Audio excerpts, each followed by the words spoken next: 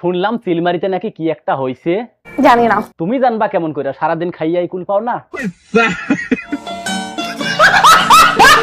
আজকের কাহিনী কি?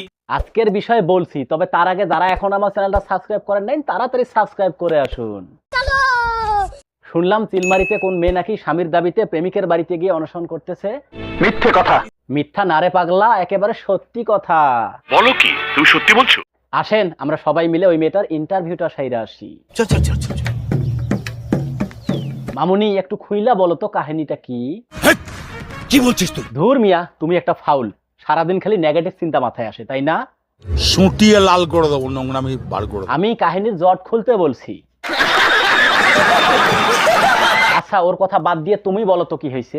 উনি আমার 3 মাস আগে বিয়ে করছেন। আচ্ছা বিয়ে করার পর কি হলো? বিয়ে করার পর উনি ঢাকায় নিয়ে গেল, সবকিছুই নিয়ে আনিছে। সবকিছু নিয়ে নিলো? হ্যাঁ। আরে ধুর মিয়া, তুমি আহারে দাও কে? ওরা এখন স্বামী স্ত্রী না?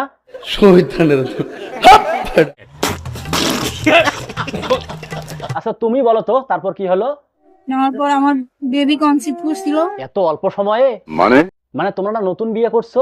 পাড়ার পর পাড়া, তুই এত বলদ হইছ কা মাওলা? উনি আমার অজান্তে বেবি নষ্ট করছে। এটা কিন্তু খুব অন্যায় হয়েছে।